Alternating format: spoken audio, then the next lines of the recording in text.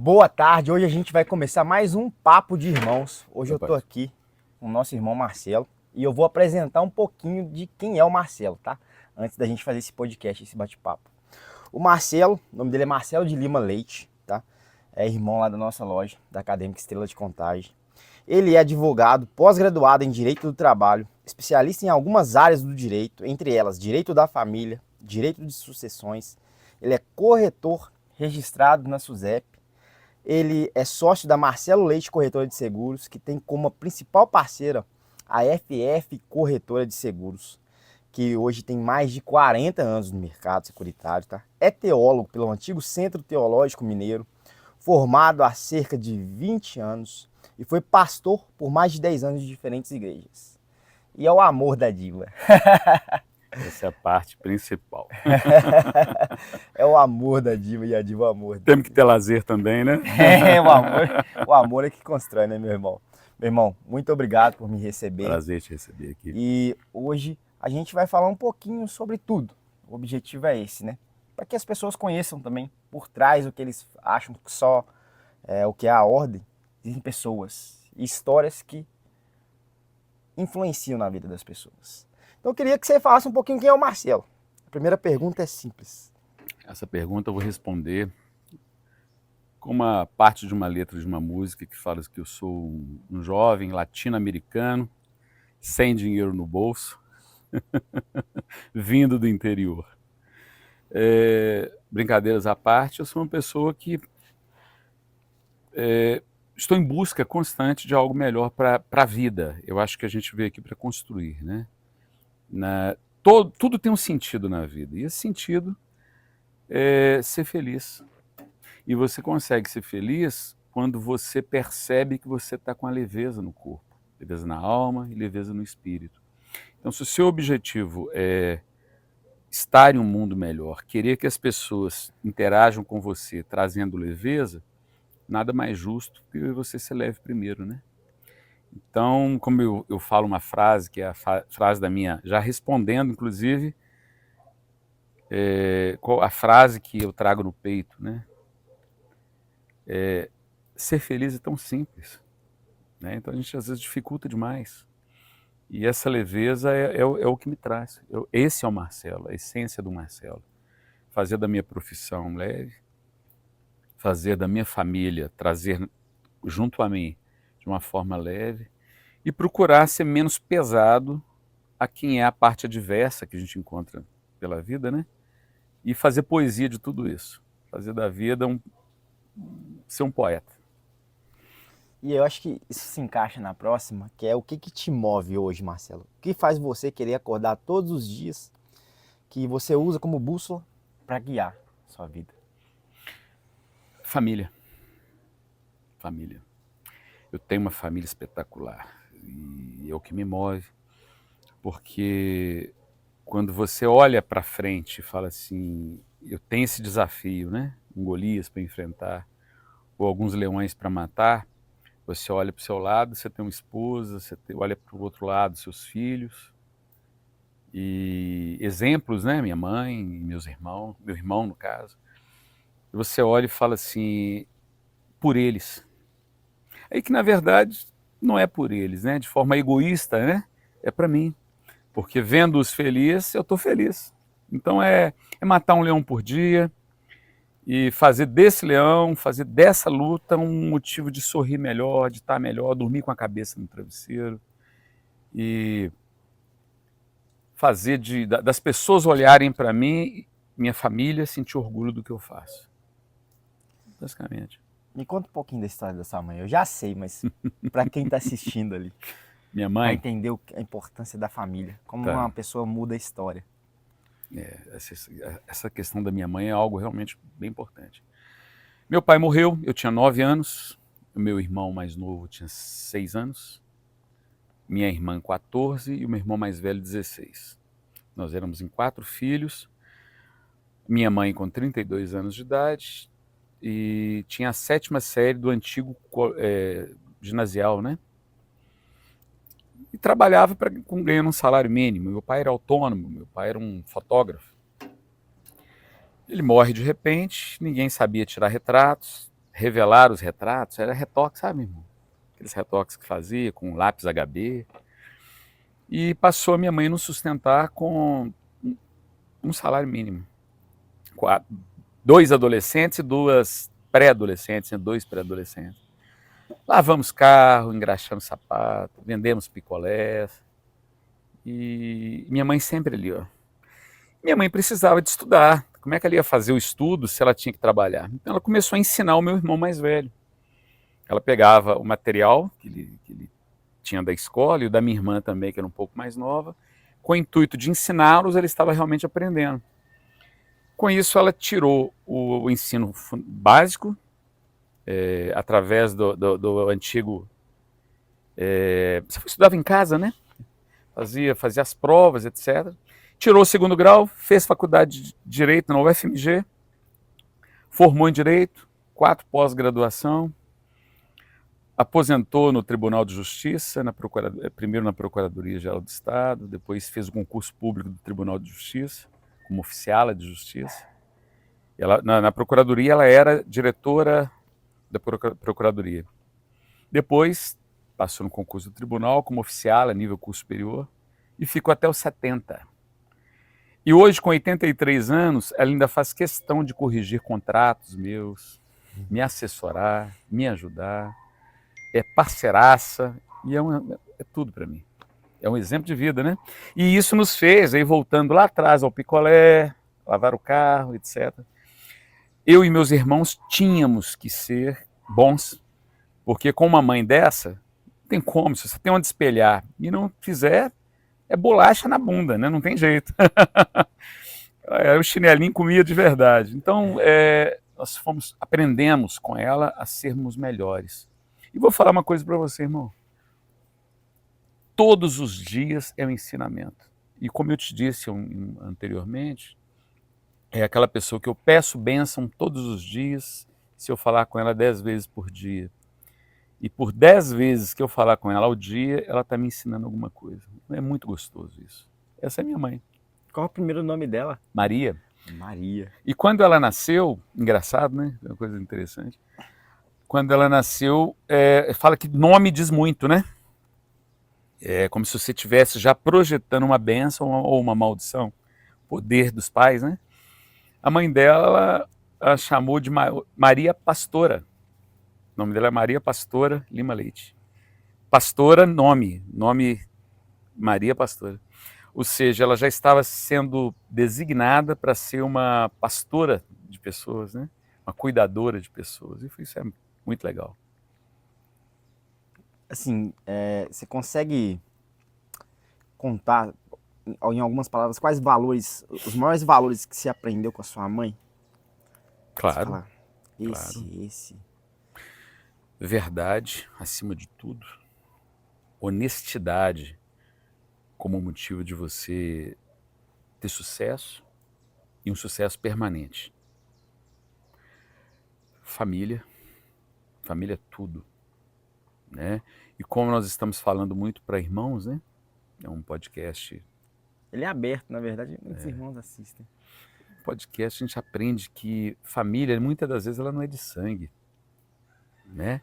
Família, ele está muito envolvido, porque tem pessoas que vêm de fora, não tem família no Brasil, e chega aqui e encontra um grupo de amigos que se considera família. Então, ou seja, é aquilo que te dá suporte, é aquilo que é a sua estrutura. Então, no meu caso, a minha estrutura chama-se família. E os agregados, né?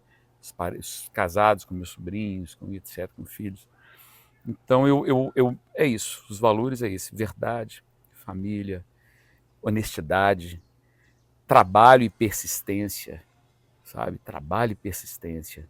E ter amigos e cultivá-los de forma decente. Né? Amigo não é para te dar um trampolim para subir, não.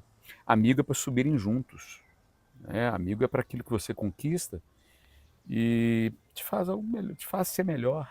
Né? Aquela pessoa que você está ou no boteco, ou na igreja, ou num campo de futebol, tomando uma bola entre as pernas, e você olha lá, quem te passou, te deu aquela rasteira, um seu amigo no campo de futebol, mas sabe que nunca na vida ele vai fazer isso com você. Né? Tem até uma música do não me lembro mais o nome, que eu e um irmão, um amigo meu de coração, sempre no dia do amigo, um manda para o outro. A música chama Amigo. E ela fala muito disso, que o amigo é aquela pessoa que você fica 5 anos sem ver, mas você sabe que se hoje precisar, você chama, ele vem. Chama, ele te dá uma palavra. Então é isso, a gente está rodeado de pessoas assim, né? É um dos valores e pilares que minha mãe me ensinou. Muito Né? forte, né? Muito forte, muito forte. E na sua vida, assim, eu vejo que a sua mãe foi um modelo. Tiveram mais algumas pessoas que foram modelos de vida para você? Por exemplo, eu tive meu avô, eu tive alguns professores, tive alguns pastores, tive algumas pessoas do dia a dia, né, que a gente convive, de irmãos. E para você, quem são os seus modelos de vida ou seus heróis, assim? Na adolescência, na fase adulta, como criança? Ao contrário do que dizia a música, né? Os meus heróis não morreram de overdose. Os meus não morreram de overdose. Os meus heróis, eu sou muito privilegiado, sabe? Alípio, eu sou muito privilegiado. Eu sempre cercado de boas pessoas, sabe? Acho que, inclusive, a minha alma, ela é feita disso. Ela foi construída, foi burilada pelos exemplos que eu tenho, sabe? Meu irmão mais novo é um exemplo de virtude, exemplo de honestidade, exemplo de abnegação, exemplo de conduta, de disciplina, de como pai, como irmão, como filho, como cunhado, como profissional e como amigo. O Márcio Lima. A minha irmã, Silvinha, que já está na eternidade, era uma mãe para mim, é um exemplo de tudo que se pode querer de uma pessoa, sabe? Muito gracinha, brava pra caramba, muito gracinha, cuidou da gente. Enquanto minha mãe estava cuidando da parte que era trazer o pão pra gente, a Silvinha, 5 anos mais velha do que eu, era uma mãe. Lavava, cozinhava, puxava quando tinha que puxar a orelha, e Deus a tenha lá, tá lá quietinha no cantinho dela, e foi um exemplo. E ao mesmo tempo eu tive bons educadores, eu tive boas pessoas que me fizeram um homem de verdade. E eu tenho hoje duas pessoas, além da minha mãe, além desses exemplos que eu citei, a minha esposa, né? Minha esposa hoje é minha... É emocionante, inclusive. Eu falo que o direito que nós temos de errar e acertar, né? As escolhas, né? E a minha esposa é o que me traz hoje o meu equilíbrio como pessoa. Né? Pandemia deixou as pessoas... Né? Acho que todo mundo surtou um pouquinho, né, Alipe? Todo mundo surtou um pouquinho. E eu tive um porto seguro, que é minha esposa e meus filhos, né? Filhos da minha mulher, da minha esposa, que são hoje meus filhos de coração. Isso é isso. Estou muito abençoado.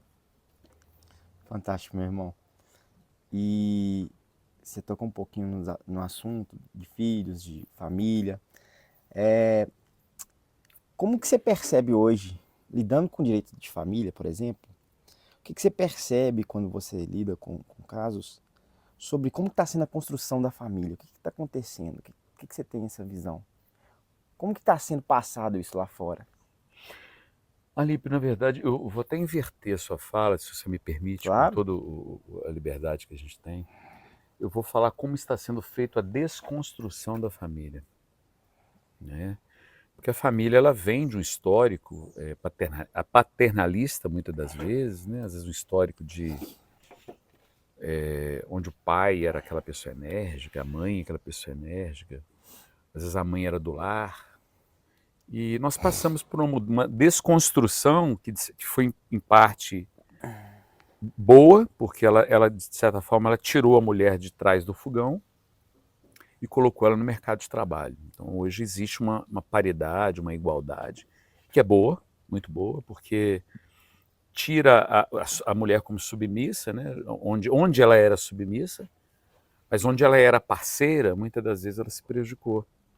Porque os filhos de hoje, eles são educados, em sua grande maioria, pela TV, pela internet, pelos jogos e pelas pessoas de má fé que se fingem de crianças nas redes sociais e tentam extrair o que é melhor das crianças, e ela perde o direito de ser criança.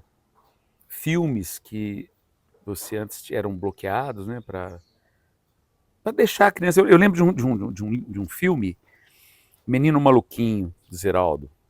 Eu recomendo, quem estiver assistindo, tiver esse privilégio de ver.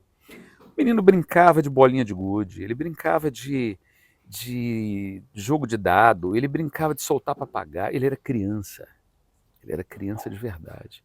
Então, hoje você pula etapas, né?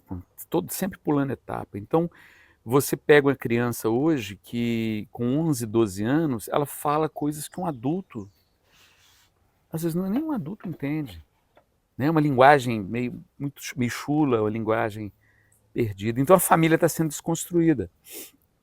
A mãe, muitas das vezes, por omissão, ou mesmo pela ausência do lar, deixa de acompanhar não só a educação, mas deixa de levar a criança, que eu acho que a igreja, ou a fé, seja em qual escolha você tiver, acho que o pilar hoje ele é construído: fé, família e objetivos, projetos. E exemplo, né? Uma série de coisas, né? Dentre os quais a igreja é importante, a fé. Então, não ensina os ensinamentos cristãos, não leva a criança ao parque para brincar, para sujar de terra, pôr a mão na terra. Não leva num lugar onde tem uma galinha solta, para interagir com a natureza. A criança fica dentro do apartamento, a mãe ali, os pais, né, mãe e pai, nas redes sociais, e o tempo vai passando,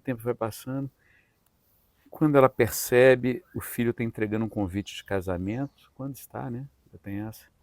Ou falando assim: pai, eu estou indo embora. Fala: mas, pô, cadê a bolinha de gude? Passou e você não viu.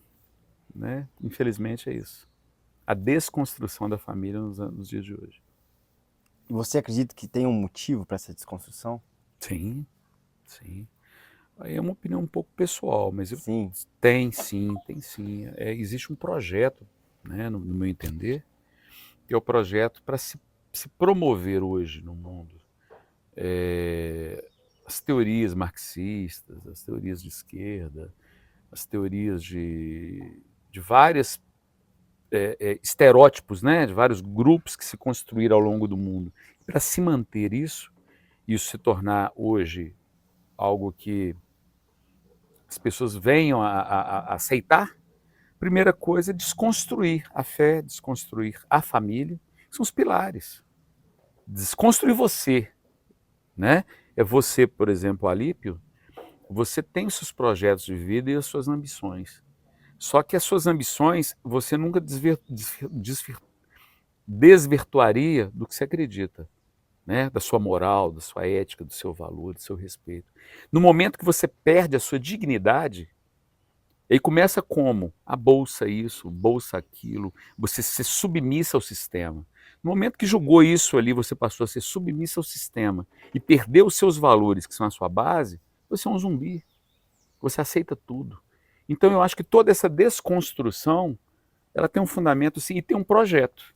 Né? Essa desconstrução ela tem um objetivo, que é alienar. Né? Enquanto você não pensa, você é massa de manobra. No momento que você pensa, você passa a bater de frente com o sistema e cobrar. Vou dar um exemplo disso. Minha mãe, que é a que eu citei anteriormente, ela poderia estar acomodada no que foi proposto, né? Uma senhora viúva, ter 4 filhos e viver de bolsa. Né? Minha mãe hoje teria uma bolsa idoso, salário mínimo. Né? Ela escolheu a melhor parte, eu vou correr atrás. E hoje ela tem filhos que dão exemplos, que têm valores, e que está no contexto, e ela até hoje, né? 4 pós-graduação, e está aí. Né? Ou seja, bateu de frente e não aceitou o que queriam para ela. Ela própria quis fazer o futuro dela, né? Mais ou menos assim. E é o que eu quero. Bacana. E o que eu desejo para as pessoas. Eu vou só contextualizar, acho que vou acrescentar, que é mais ou menos assim o que eu penso, tá? Eu vou falar de política, claro, política de esquerda. Como que, na minha visão, é a política de esquerda? Eles têm uma pizza. Essa pizza tem 8 pedaços. E aí eles veem que tem muita gente que todos querem um pedaço dessa pizza. E aí eles percebem que essa pizza só não é suficiente, porque tem muita gente para pouca pizza. Então eles chamam um negócio chamado de redistribuição de renda. Às vezes 2 pessoas pagaram a pizza, tem 30. E aí eles falam, ó, essas 2 pessoas pagaram, mas a gente precisa colocar isso de forma igual. E aí eles começam a mexer na família, nesses contextos, para as pessoas se tornarem robôs. É o que você falou, alienar. E pica o pedaço de pizza em 30. Só que tem um problema. Como eles chegaram ao projeto de poder, eles tiram 4 pedacinhos e deixam, e os 26 eles tiram. Eles dão uma migalha. E tudo termina em pizza. Só que para a população mais baixa, que não pensa, que não estudou, que não buscou se educar, que destruiu o valor da família, ela fica com a migalha. E o mais interessante é que esses 4 pedaços pequenininhos de pizza é para que você continue com fome. Exatamente. Porque você vai continuar com fome e continuar dependendo do sistema, né? Alípio, eu não sei, mas o meu ponto de vista é o seguinte. Você pode nivelar. Você está numa escola, a minha esposa é educadora, a gente conversa muito sobre isso. Escola pública. Escola pública. Você percebe ali que você pode nivelar. Só que o problema é que no sistema atual se nivela para baixo. Então, por exemplo, você tem uma criança A. Você tem uma criança B, uma C, uma D, uma E e uma portadora de necessidades especiais que tem que interagir. Precisa interagir com a sociedade. Até aí tudo bem? Até tudo bem. Só que tem uma questão, por exemplo, você trabalha essa misturada toda, esse caldo todo que faz, né? Esse caldeirão de coisas, sempre com a educação do D. Porque fala assim, se você pôr com a educação do A, com o ensino para o A, o B não aprende, o C não aprende, e o D não aprende, e o portador de necessidades, que tem que ter um cuidado especial, vai ficar perdido e sem ter o cuidado especial. Não é verdade? Só que o A, que seria o gênio, ele vai desmotivar e vai se virar B. Acabou o A.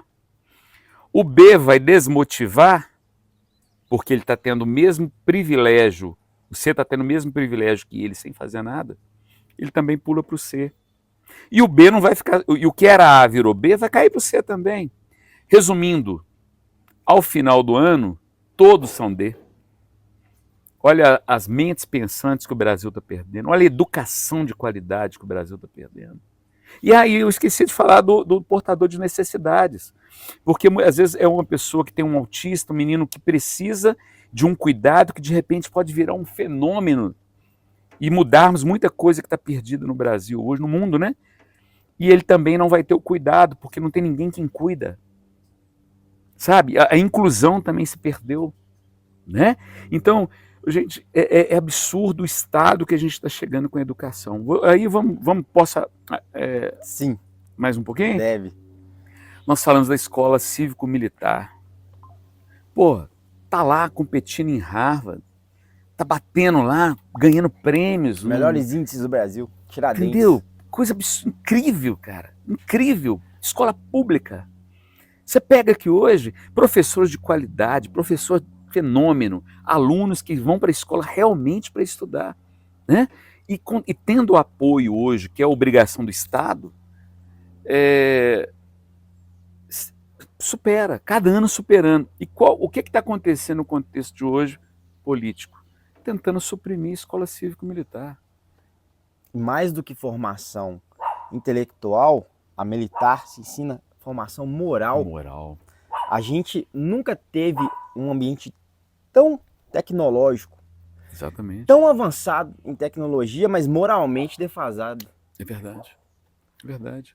Ou seja, um instrumento que era para ser usado para o bem, como está defasado em muita coisa, ele acaba sendo um instrumento para o mal. Né? Ele não acrescenta como deveria, né? Ele pode ser até perigoso. Que é o projeto de poder. Exatamente. Projeto de poder. Bem, me lembra muito a minha esposa, isso é uma coisa importante que ia passar batido. Ao final do ano, o Estado ou seja, a prefeitura ou o governo do estado, ele consegue mandar uma mensagem, tipo assim, aqui ó, o índice de analfabetismo é baixo, o índice de reprovação é baixo, viu? Estamos hoje no ranking, estamos ranqueando, mas eles esquecem de perguntar qual que é o índice de conhecimento, né? Tem essa questão também. E o conhecimento? Conhecimento zero. Mas eu sempre ouço muitos falando assim, existem milhares de pessoas trabalhando na Uber que são engenheiros. Uhum. Diploma não é formação. Sim. E aí tem um detalhe, a Uber é o mais puro exemplo do que como o capitalismo funciona. Porque você tem um carro, você vira patrão de si mesmo, porque o seu diploma, que às vezes foi empurrado por conta da defasagem da educação, não te deu formação suficiente para você conseguir exercer. Sim. E ela mantém você no princípio basilar do capitalismo, que é o trabalho. Só o trabalho que enriquece. O trabalho. É verdade. O trabalho enriquece. O trabalho constrói. O trabalho edifica. E aí, à medida que você vai evoluindo no conhecimento intelectual, e aí o trabalho fica um pouquinho diferente. E ele enriquece. É só isso. Ele enriquece e, ao mesmo tempo, ele realiza, né? Autorrealização. Exatamente. Eu lembro de um contexto, quando eu estava concluindo meu curso superior, nós vimos muitas pessoas que chegaram no 8º, 9º, 10º período da faculdade e falavam assim, eu não quero advogar. Eu não quero ser concurso público, eu não quero ser um servidor público. Eu pensava assim, conversando com essas pessoas, né? Muitas, viu? Não são poucas. Falava assim, mas eu falei, o que você vai fazer com o curso de Direito debaixo do braço?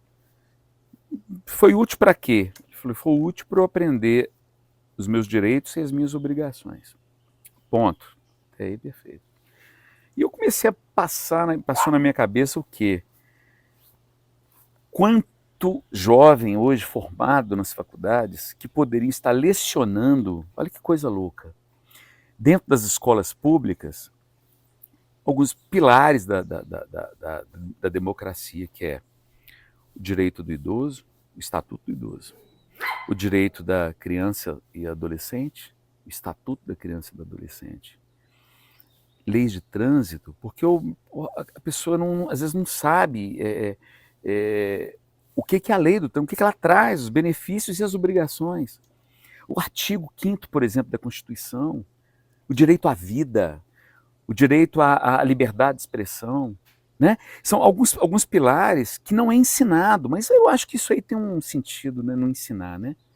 Tem alguma coisa, porque se você aprender, você se torna menos fácil de ser manipulado. Porque a escola hoje é o centro de manipulação. Né? Você vê dentro das universidades hoje, é onde realmente faz o fantoche. Né? A pessoa é formada, mas o professor, a vida toda, criou fantoche. O Estado e o sistema faz fantoche, infelizmente. Eu sou formado na PUC Minas há muitos anos, e lá já era uma escola de fantoche. Né? Eu consegui sair do sistema da bolha, graças a Deus. Mas, infelizmente, muitos não conseguem. Não conseguem por questões de identidade com o que está lá, ou questão realmente de alter ego, que fala assim, eu não vou nunca subverter aquilo que eu aprendi, da maneira. Vê que está errado, mas não muda. Né? Agora eu te pergunto, se começar a meninada toda a ensinar dentro de escola as obrigações e direitos, o jovem vai chegar e falar assim, Estatuto da Criança e do Adolescente diz isso, isso e isso. Em contrapartida, qual que é a obrigação? A obrigação da criança no Estatuto do Adolescente é isso, isso e isso. Você pega uma pessoa maltratando um idoso na rua, a criança e o adolescente, ele sabe o direito que protege o idoso, o pai, o avô, né? Onde eu acho que seria interessante. É a maneira de educar, de fato. Sim, com as não armas doutrinar. e ferramentas. A Exatamente. diferença é essa. E, meu irmão, falando de educação aqui, você consegue me citar, assim, 3 livros que foram marcantes na sua vida? Sim. E se tiver um em especial, por quê? Olha, tiveram alguns livros que me marcaram muito, né? A minha construção enquanto moral, pessoa, né? Foi a primeira construção que eu passei, é a Bíblia Sagrada, né? Que ela ainda é um livro de cabeceira. Aconselho, leiam. É um livro que traz edificação, né? Para qualquer pessoa, qualquer pessoa. Tem um ditado aí que fala que Einstein, ao final da vida, ele disse assim, olha, tal ciência é para mim tão maravilhosíssima que eu não consigo atingi-la. Né? Isso é um salmo. E a vida toda Einstein era um ateu declarado, né? Humanista, né? E ele conseguiu ao final da vida enxergar a grandeza de Deus quando ele entendeu a teoria da relatividade, né? Então, a Bíblia Sagrada ainda é um livro extremamente atual. Tive um livro também que para mim foi muito bom, Virando a Própria Mesa, Pai Rico, Pai Pobre, né? Foram livros que me marcaram muito. E tem um livro, se eu puder mencionar um que realmente, além da Bíblia Sagrada, o livro chama Louvor que Liberta, salvo engano, do Og Mandino. É um livro antigo, acha na internet fácil. Esse livro ele te ensina a agradecer tudo que acontece na sua vida. Não é aceitação, não. Não é você passar por aquilo ali e agradecer e simplesmente acomodar naquilo, não. Pelo contrário. É se agradecer porque você está vivendo aquele momento e a oportunidade que você tem de alterar o seu destino. Então, quando você para e fala assim, o Senhor, bati meu carro, muito obrigado. Obrigado mesmo. Agora eu vou ter a oportunidade de trocar de carro, quem sabe por um melhor. Né? Você está com um problema de saúde, Senhor, muito obrigado, porque eu estou passando por esse problema de saúde. E muitas das vezes um alimento errado ou não, às vezes uma doença que apareceu, né, sem prévio aviso. Muito obrigado porque Ele está me fazendo te buscar. Né? Enxergar na espiritualidade às vezes uma oportunidade de cura, ou buscar um médico. Obrigado pelo plano de saúde que eu tenho, ou eu não tenho um plano. Obrigado, Senhor, porque agora eu vou perceber que eu precisava de um plano de saúde. Então, é um livro que realmente me traz muita lição de vida. E o último que eu te mencionei ontem, O Paraíso Perdido, que é um livro fabuloso, aconselho todo mundo a ter. É muito profundo, né? Sobre gratidão, que você falou agora. Vou contar uma história rapidinha, que você me fez eu lembrar. Uma vez eu tava indo pro Manaim. Pro Manaim. A gente já foi da Igreja Cristã Maranata. Sim. A gente é muito grato. Ele, em especial, assim, foi um dos nossa, fundadores, né? Quase, né? A igreja tinha 15 anos de fundação. Da Maranata Barreiro. Barreiro de Baixo nós tínhamos em Belo Horizonte, não tínhamos 5, 6 igrejas à época. Era muito pouco, uns salõezinhos, né? E minha construção espiritual, enquanto obreiro, né, na época, enquanto pregador, enquanto gratidão a quem me faz o bem, eu aprendi muito lá. E aí, eu estava indo com um irmão da Igreja Cristã Maranata, e ele estava carregado com um colchão, indo levar um colchão para o irmão dele, que morava depois do Manaim ali. E tava na Saveiro, carregado, e ele foi falando, ele falava grossinho ali. Você sabe qual que é a maior dádiva que existe? Eu falei, sei não. Qual que é? Eu falei, a graça. Não. Ué, se não é a graça, não sei. O amor. Não. Qual que é, Jetson? A gratidão. É gratidão, meu irmão. Gratidão. Porque quando você entende isso, tudo acontece. Detalhe, a gente foi, entregou o colchão, ele esqueceu de abastecer. O carro dele acabou na porta do Manaim. Acabou a gasolina bem na entradinha antes de subir. Os caras estavam lá esperando. Aí ele virou pra mim, tá vendo? Deus provou, vamos ver se o que você diz é real. Ele olhou pro lado, tava na porta, ele olhou pra esquerda, assim, tava começando, meio chuviscando, ele olhou, tá vendo? Descemos. Aí eles deram um jeito, buscaram a gasolina e chegou até o lugar. E o mais interessante, isso faz muito sentido, irmão, porque ninguém se faz sozinho. Ninguém se constrói sozinho. Você pegar, por exemplo, vamos voltar, você está falando um pouquinho de Bíblia, né? Acho que é importante também, né? Importantíssimo. Se não existisse um Golias, não existiria um rei Davi. Não é verdade? Aí fala assim, mas tem que agradecer o Golias, aquele filisteu que destruiu Israel inteiro? Sim, claro. Claro. Se não existisse um Judas Iscariotes, que fazia parte da história, não existiria a salvação. Tinha que alguém entregar, tinha que alguém... Alguém tinha que fazer a o história, processo. o processo tinha que acontecer. Ninguém se constrói sozinho. Então você olha às vezes para o seu vizinho chato, marrento, que te incomoda com a música alta todo dia, agradece, sabe por quê? Ele está te fazendo ser mais tolerante. É a sua construção. Né? Ele é a pedra que precisa para a sua construção. Nós falamos ontem, conversando, eu e a Lípios, nós falamos de Jacó, quando ele tinha ido encontrar com o irmão dele, né? E ele lutou com o anjo. Ele falou assim, eu não vou te deixar enquanto você não me abençoar. E o anjo, mas eu sou o anjo da noite, o dia está amanhecendo. Não vou te deixar, meu amigo. Traduzindo para a linguagem de hoje, foda-se, né? Que se foda! Não vou te deixar. Você tá Aí preso. Tá agarrado aqui. E o anjo pensou assim, meu Deus do céu, que mala sem alça, né? Esse aqui não vai ter jeito mesmo, vou ter que dar um jeito. O dia está amanhecendo, não vou te largar. Falou assim, como é que você chama? Eu chamo Jacó. A tradução de Jacó é enganador, usurpador, traidor, né? É o velho eu da gente, né? E ele falou assim, tá bom, mas agora você vai chamar Israel, pois como príncipe lutaste com os homens e com os anjos e prevaleceste. Ou seja, às vezes a gente tem que lutar com o eu da gente, os nossos Jacós, para que a gente saia vitorioso, um homem de Deus melhor. Então é a gratidão, é ser grato às pessoas que estão no nosso caminho e é ser grato às situações que passamos, sabe? Não ser concordino, é diferente. Ser grato e continuar avançando. É cada dia um degrau, né? E só para encerrar esse de Israel, hoje um dos países que é desse tamanhozinho, que contribui com grande parte da economia do mundo, é Israel. São os filhos daquele que lutou naquele dia, né? Que a Bíblia fala que tu lutaste com os homens e com os anjos e prevaleceste. Então, tá aí o resultado, né? 5.000 anos, mais ou menos, 4.000 anos depois, tá aí os filhos de Israel sendo prósperos pelo mundo inteiro, né? E na sua visão, na sua opinião, assim, por que você acredita que os judeus são prósperos?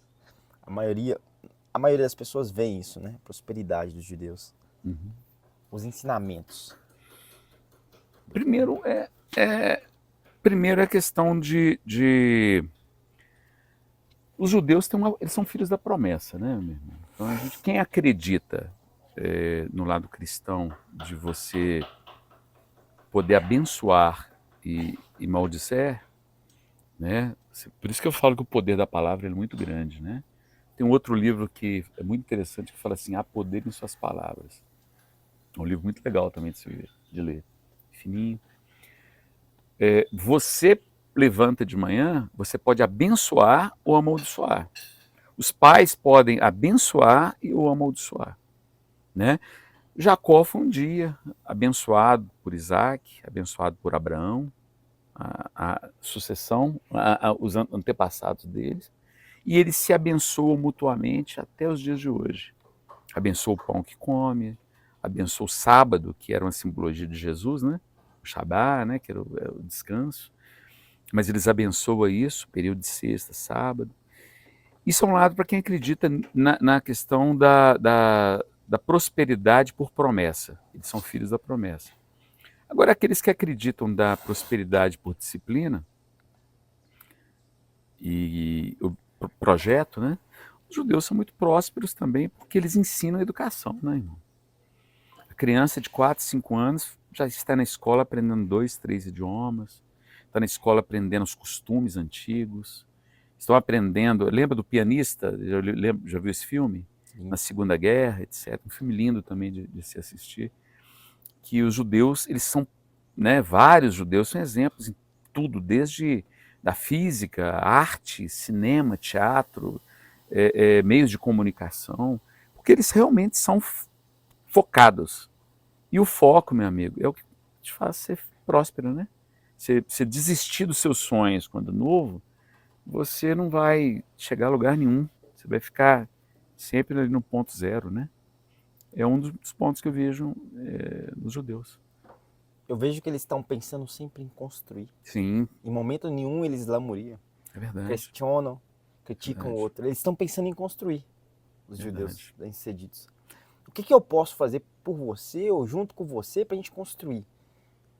Vai lá, estuda, faz, senta, é disciplina, trabalha, faz. Exatamente. Ele não para olhar a vida do outro ou para destruir.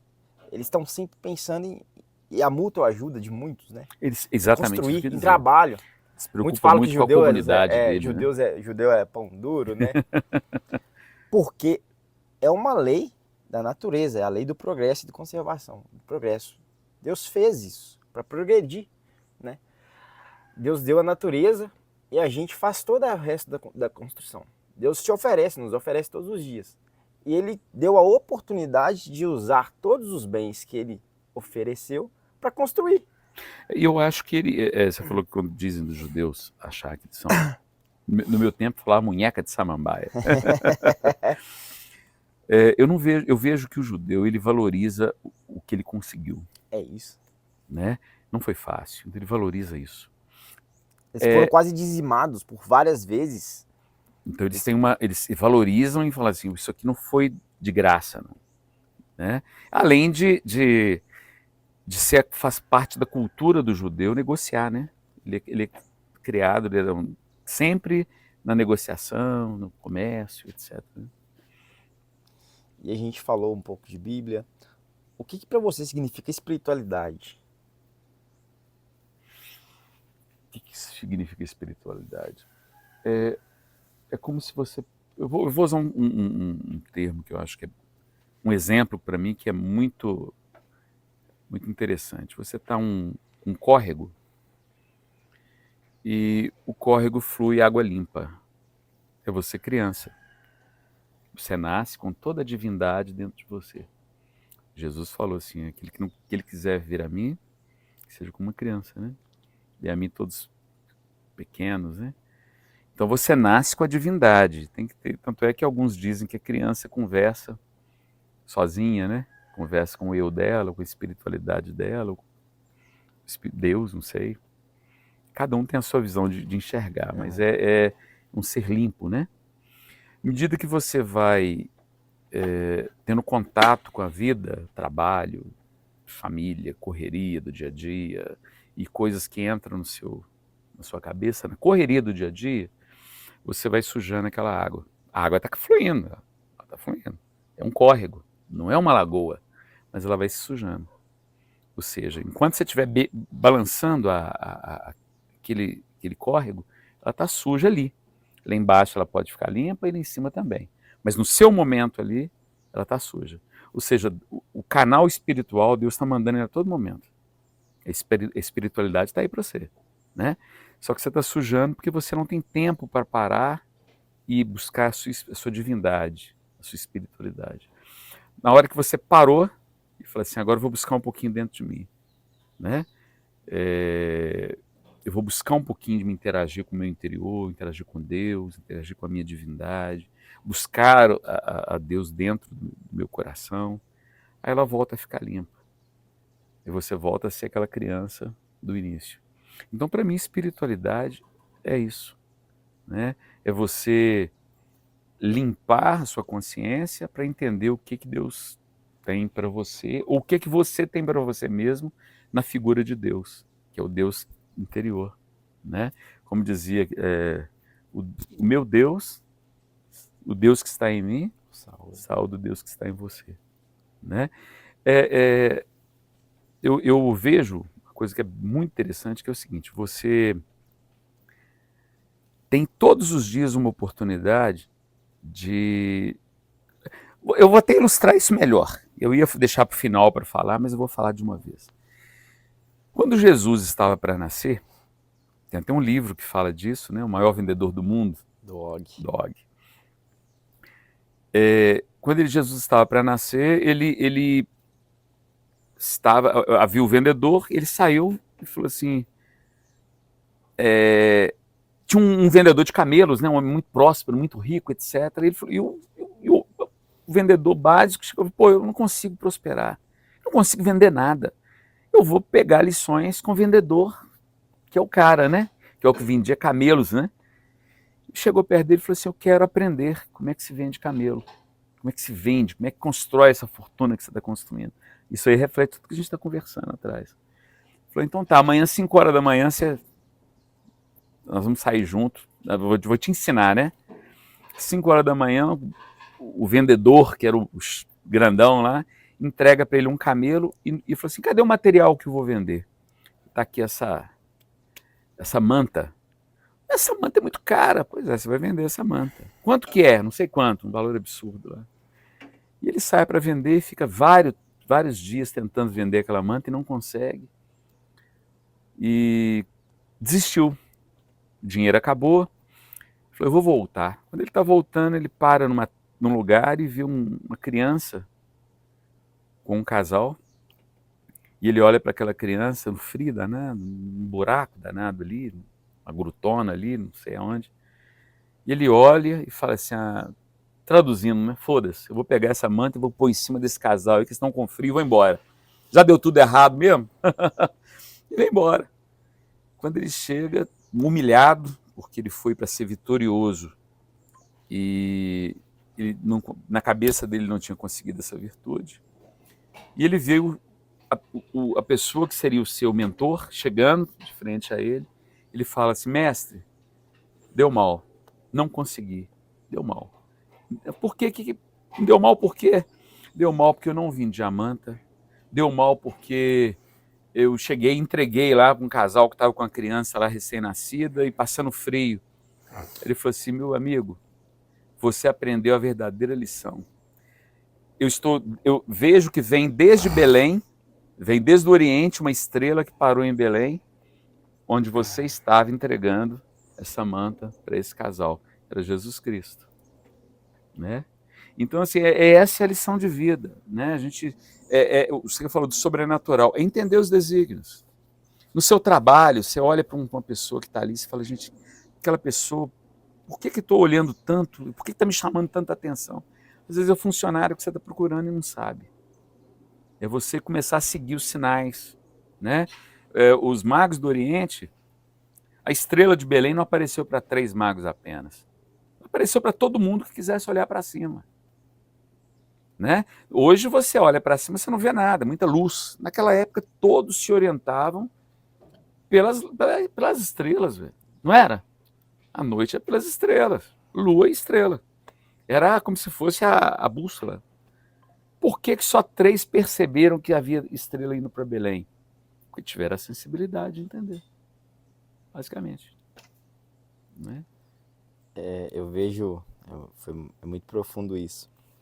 Eu percebo que o grande problema das pessoas é que às vezes elas estão olhando para o lado e elas só precisam se orientar olhando para cima. Verdade. Muito profundo isso. Verdade. E Eu aprendi isso correndo. Depois de 80, foi no 84. Foi nos 86 Foi, quilômetros que você foi correu? nos 84? Verdade. Eu olhei pra cima. Teve um momento que tava muito escuro, eu olhei pra cima. Tava muito claro, a lua tava linda. Verdade. E aí eu falei, não veio medo em momento nenhum, porque eu olhei pra cima. Tava muito claro, tava muito lindo. A lua tava iluminando. Esse silêncio, eu falei, é lindo. Não dá pra ter medo, eu tô olhando pra cima. Exatamente. E a gente percebe assim que aí cai de novo naquela história do início da nossa conversa. Não tem como você não deixar de ver Deus na criação, né? É surreal isso, é surreal. Perfeito, né? É verdade. É tão grandioso que a gente nem consegue definir. E falando de não conseguir definir, e de Deus, o que é Deus pra você, Marcelo?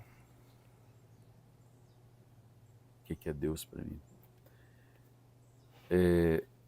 Deus, ele usa muito uma forma dele se autodenominar Deus, que ele disse assim, eu o sou, né? Deus é tudo. Deus, ele é o que me move de manhã. Deus é o que é o motivo eu ter comida no meu prato. Deus é o motivo de eu ter saúde. Deus é aquele que um dia... O ser humano, ele constrói tudo, né? Eu acho que ele constrói até um sanduíche, uma carne, à base dentro de laboratório, né? Ele só não consegue dar o sopro da vida. Então o ser humano, ele faz tudo o que ele quiser, robôs de todo tipo. Mas o sopro da vida, ele é divino. Então Deus, para mim, é aquele que me criou e que nós seremos como ele. Então, à medida que você vai alcançando a divindade de Deus dentro de você, você vai se tornando Deus. Porque Deus é isso aqui, ó, né? Não é a gente querer ser a altivez de ser Deus, que nunca, nós somos mortais. Mas eu posso fazer a figura de Deus para levar a palavra de salvação para você. Eu posso fazer a figura de Deus para te trazer um consolo. Eu posso trazer a figura de Deus para no momento que você estiver fazendo uma palestra de ajuda para empresários, executivos, quem quer que seja, você ter uma palavra diferente que vai mudar a vida dessa pessoa no contexto tanto espiritual quanto material, como aquela alavancada na vida dele. Isso é Deus. Então, Deus para mim é o que faz o universo estar se movendo. É a água que eu disse no córrego, né? Que sai lá da nascente e vai até onde alimentou a sede de todo mundo. Isso é Deus. Você é Deus. É um Deus que está sendo construído, porque você tem o sopro do Espírito Santo dentro de você. A fagulha. A fagulha. Fagulha. Então você tem todos os dias a oportunidade de mudar ou não a sua vida. O que você quer para frente? Né? E Jesus? Meu Salvador. Meu Salvador. Jesus é tudo. Que eu falo que se hoje eu tenho expectativa de vida pós-morte, é Jesus. Se hoje eu tenho a minha mulher dentro da minha casa, Jesus. Porque é Ele que me ensinou, com o meu livro de cabeceira, que é a Bíblia, que a gente tem todo dia ser algo melhor. E se Ele conseguiu assumir o papel de um homem para cumprir algo que Ele não teve culpa, o homem pecou porque quis, né? Até pelo livre-arbítrio. Se o homem teve buscou isso um dia, de trazer o pecado, trazer a maldição, Jesus veio para trazer a cura. Então ele se fez homem para cumprir aquilo que não era ele, não precisava, é Deus, né? Então ele veio e se fez homem para me salvar. Então é tudo para mim. Tem uma frase que a gente vê, quando ele fala, eu sou o caminho, a verdade e a vida. E aí é uma pergunta forte. Ele é o caminho único? E o que é essa frase? Define para mim. Eu sou o caminho, a verdade e a vida. Ninguém vem ao Pai. Senão por mim. Como eu disse, por exemplo, tem um hino antigo, né, uma música antiga, que falava assim que todos os caminhos levam a Deus, só basta você ser sincero. Aí ele falou assim, mas se você pegar uma estrada do Rio vou para São Paulo, que eu não lembro a letra de cabeça, você nunca chegará a Salvador. Né? Ou seja, quando dizem que todos os caminhos levam a Deus, mas se você pegar um caminho de Rio a São Paulo, você nunca vai chegar a Salvador, que é o Nordeste. Né? Você vai estar sempre circulando, mas nunca chega lá. Então eu acho que Jesus, ele é o caminho, ou seja, aquele que pode nos trazer a verdade, a vida, resolver as nossas dúvidas, tirar as dúvidas, né? Tirar nossas incertezas, ser menos egoísta, porque ele entregou a vida dele, ser mais tolerante, porque ele aguentou pancada pra caceta e não precisava disso, né? Ser mais humano, porque humano ele se tornou por nós, e levar a vida com leveza, que é o que ele fez. né? Aí, por exemplo, aí entra aquela questão. Se você fizer tudo isso, você te garante prosperidade? Não, prosperidade com trabalho. Não tem outra, né? Não adianta. Você pode ser o cristão mais genuíno, mais autêntico, né? Mas tem que ter trabalho, tem que ter disciplina, tem que ter autoafirmação, tem que ter vontade, levantar cedo, correr atrás. Mas ele te garante que, com certeza, quando você estiver passando por todos esses caminhos na sua vida, o melhor ou o pior da sua vida, né? Ou seja, se estiver criando calo, né? Ou seja, se estiver passando por aquele momento bom e ruim, nem sempre é noite, né, irmão? Nem sempre é noite, tem o dia também. A vida é cíclica. Quando você estiver passando por ambos os momentos, você lembrar que pode melhorar. Você pode ser melhor como pessoa, melhor como um ser diferente. É isso. E é interessante, né? Até se você quiser ser não um cristão, mas seguir uma doutrina da igreja, você vai ter que trabalhar. Uhum. E muito. O trabalho está ali implícito. Paulo escreveu 13 capítulos.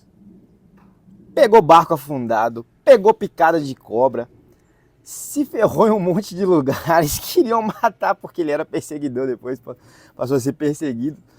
Para ele escrever 13 capítulos, o sofrimento que Paulo passou, as inconstâncias que ele passou nos lugares que ele passou, foi grande, trabalhou muito. Verdade. Muito, mas muito, muito, muito. Ele fala, né, sei ter abundância, sei momentos de escassez, em resumo, tudo posso naquele que me fortalece, mas ele trabalhou muito para ele conseguir alcançar o patamar de 13 capítulos escritos, não foi do nada. Não vem uma entidade falar, toma Paulo, escreve para mim agora, não, ele precisou viver. E ele se dispôs a trabalhar, a construir. E ele disse duas frases que para mim assim é tudo, né? Desde agora ninguém me inquiete, porque eu trago em mim as marcas do Senhor Jesus. Espinho na carne, né? Espinho na carne. Então, assim, ele combateu o bom combate. Combateu o bom combate, acabei a carreira e guardei a fé. Cara, se você chegar no fim da sua vida, meu irmão, 120 anos, você fez 84 quilômetros de caminhada, né? De corrida. Quando você estiver fazendo seus 120 de caminhada e corrida, velhinho lá, né? Se olhar para trás e ver aquele monte de coisa que você construiu, um monte de pessoas que você ajudou, um monte de pessoas que falam assim, esse cara é o bom, né? Esse cara me ajudou, esse cara fez uma diferença na minha vida. E você poder olhar para trás e falar assim, eu combati o bom combate, eu acabei a carreira e eu guardei a fé. Guardar a fé forte. Não tem, isso é tudo, né? Ser um exemplo. Aí que você me fala, e o que você pensa de Jesus? É isso. Nós somos o espelho dele, o bom cheiro de Cristo, né? É luz, é sal na terra, é isso, né? Essa é a minha visão. Meu irmão, e Maria? Qual a sua visão sobre Maria? Polêmica! Não, na verdade, para mim isso também é muito tranquilo. Maria, na minha concepção, ela foi uma mulher inspirada por Deus, escolhida por Deus, abençoada por Deus e a única capaz de assumir aquele papel que ela assumiu. E eu trago dentro de mim assim o exemplo que se cada pessoa nesse mundo tivesse a entrega e a aceitação de fazer o papel que Maria fez, o mundo seria muito melhor, né? Enquanto hoje a polêmica é sobre o aborto, tirar um filho que é seu de dentro do ventre, aos 7 meses de gestação, e a mulherada ia achando lindo isso, Maria aceitou trazer dentro dela 9 meses um filho que não era dela, né? Então, para mim, assim, é o exemplo de... Ela sabia que era Deus que estava ali, ela sabia que era o Salvador do mundo. O anjo, quando apareceu para ela, para Isabel, etc., elas sabiam da responsabilidade tanto de Maria com Jesus, quanto de Isabel com João Batista, né? Então sabiam disso. Só que, né, meu irmão, Deus te curou de câncer ontem, amanhã você esquece, né? Nós temos uma memória muito curta, né? A gente esquece muito rápido o que Deus fez na vida da gente. E 30 anos depois, 27 anos depois de tudo aquilo, é muito fácil esquecer, né? E ela foi. Então, para mim, Maria tem o seu lugar no reino de Deus, né? O dia que nós fomos transformados para uma vida mais, chegarmos ali à direita de Deus, né? Tenho certeza que ele vai olhar para Maria e falar: vem cá, minha filha, que você é danadinha, viu? Você aceitou coisa que poucos aceitariam. Meu irmão, a gente falou de Jesus, de Maria e José. José. José, para mim, eu acho que ele teve um papel secundário na questão do projeto, porque ele não gestou, ele não gerou, quem gerou foi o Espírito Santo, ele não fez a gestação de carregar Jesus dentro dele, do ventre, até porque ele não tinha ventre, mas ele teve um papel crucial para a aceitação do projeto divino. Ele aceitou ser humilhado, né? Na linguagem de hoje, o corno, né? Quem que é o pai? Se é o pai, tá meio esquisito esse negócio. Ou seja, ele se submeteu a tudo aquilo que foi o projeto de Deus, porque ele teve fé e acreditou, né? Mas sem ser o principal da questão toda. Tanto é que ele é muito pouco falado, né? E um papel preponderante. Porque se ele não aceitasse o projeto, não daria certo. Ele fez parte do projeto. E para mim, eu me pondo no lugar de José, eu não sei se eu teria tanta... Não aguentaria, não. Eu não aguentaria. Realmente era um homem de Deus.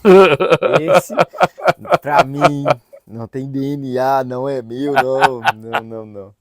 Ainda tem que evoluir muito. Mas tem muita gente que aguenta isso hoje Esse espírito sem aí saber. não é santo, não. Esse espírito aí, não. O anjo veio e falou, nem você. Não. Meu irmão, e agora mudando um pouquinho, a gente vai falar sobre pessoas. Qual que é a qualidade que você mais respeita nos outros? Por quê? Qual é a que você mais gosta? Gratidão. Gratidão. Meu irmão, a minha oração, Deus é testemunho do que eu estou falando.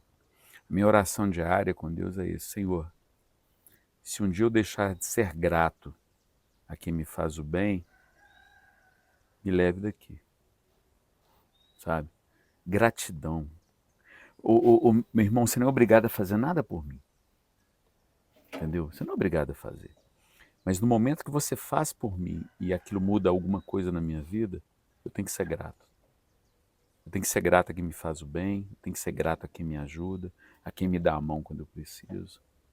Sabe? Para mim é crucial isso na vida de uma pessoa. Aí você vai falar assim, mas existem tantos outros valores, né? Verdade, amor, respeito. Mas para mim é gratidão. Sabe? É interessante que você vê que até dentro do presídio eles têm essa lei, né? A lei da gratidão. Os próprios bandidos se respeitam porque um fez uma coisa boa para o outro. Né? Você chega perto de um animal, por exemplo, você pega ali eu vi um videozinho, aqueles vídeos de cortes pequenos assim que tem na internet, de uma galinha que cuidou. Ó! Aí, ó, barulhão. Não foi essa, não, mas faz parte. Galinha, vocês não estão ouvindo, mas é uma galinha aqui. A galinha que cuidou de um filhote de gato. Um gatinho pequenininho. Então ele nasceu, deram leite, não sei o quê, aquela coisa toda e tal, mas ele era criado debaixo da asa da galinha. O tempo foi passando, o gato cresceu, e vieram depois os filhos do gato. E todos os filhos do gato, a gata trazia e passava sempre debaixo da asa da galinha. A galinha tem um período de vida muito curto, né? Mas a gente vê aquela galinha velhinha e os gatinhos passando ali, ou seja, gratidão. Gratidão. Eu vi também esse está muito bombando na internet, de um macaco, né? Não sei se é um orangotango, sei lá, um macaco, não entendo muito bem disso, que foi criado pelo tutor dele. No certo momento já não dá para ser criado mais, foi pro zoológico, uma reserva.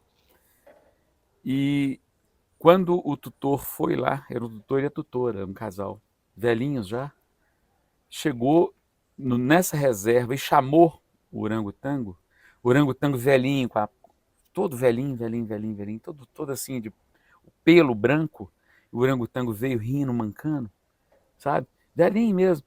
E abraçou os três, ele fazia gritos assim, como se estivesse chorando de emoção. Ou seja, a própria natureza, os animais são gratos, a gente tem que ser grato, para mim é o máximo.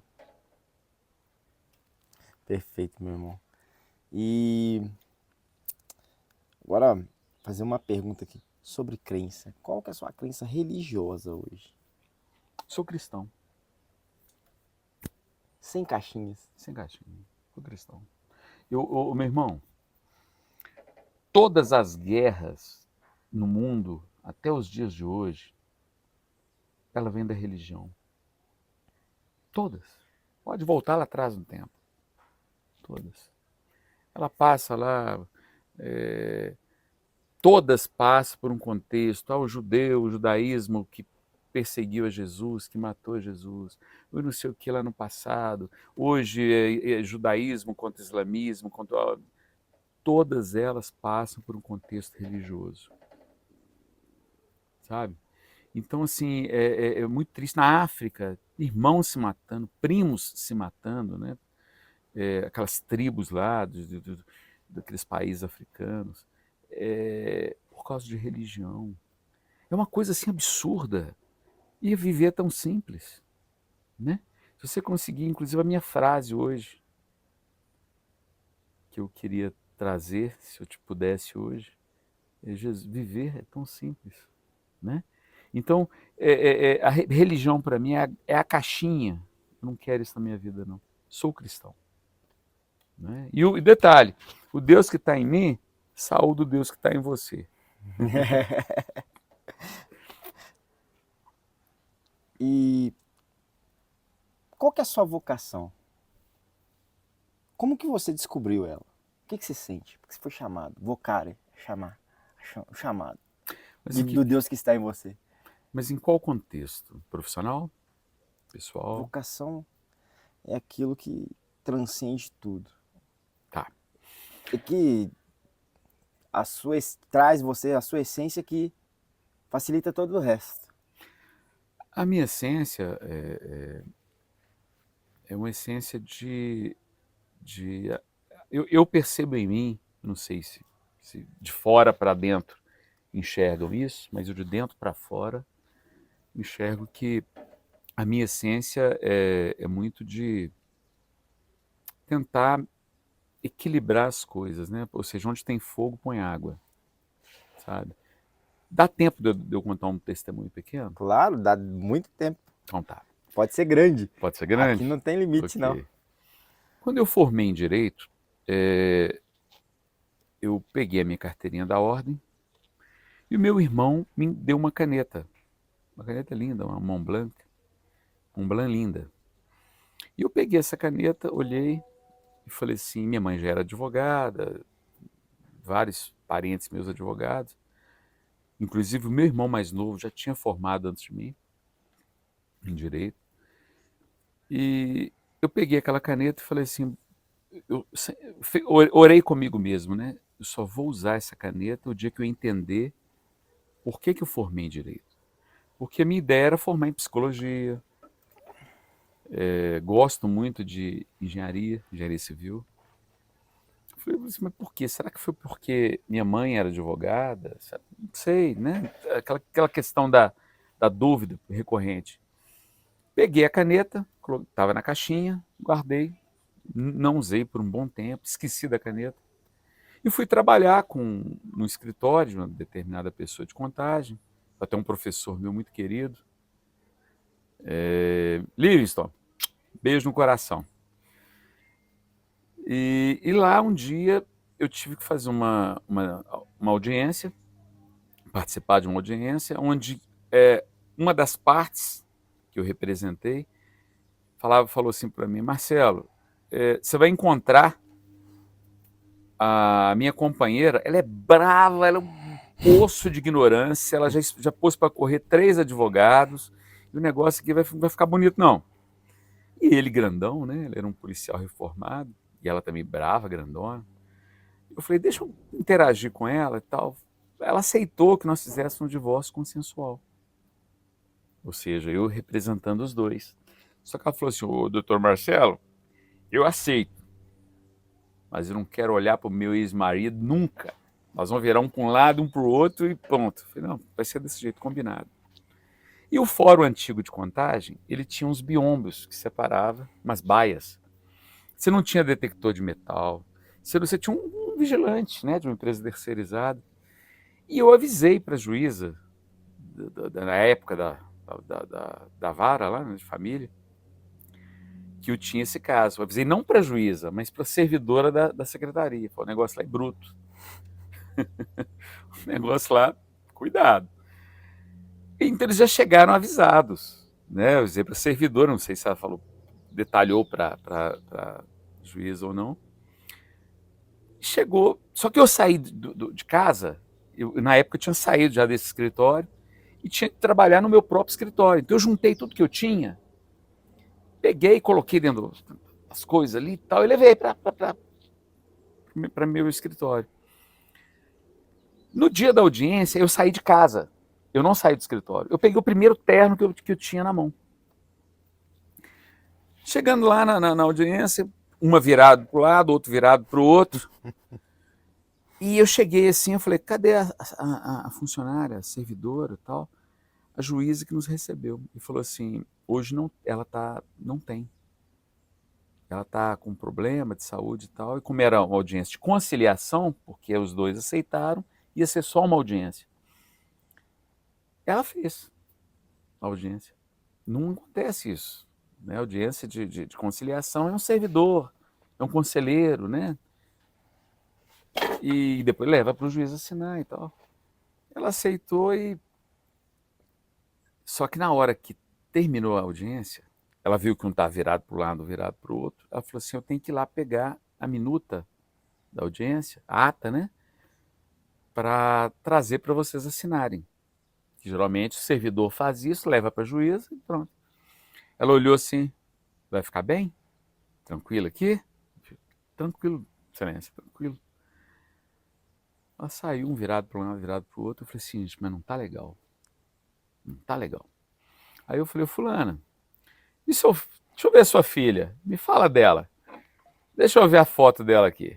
Ela pegou e me mostrou. Ah, essa criança é a cara do seu ex-marido. Bonita demais, olha aqui, não sei o quê. Não, peraí, a sua cara é bonita. Seu marido é feio pra danar. E ele na parede. E tá, e começam a brincar. Aí eu falei assim, ô fulano, me mostra a foto que você tem dele aí. Ele falou, eu vou te mostrar a foto de eu criança. Pegou a foto e me mostrou. Ah, esse menino não é seu, não. E começou. Alípio, nós fomos interagindo.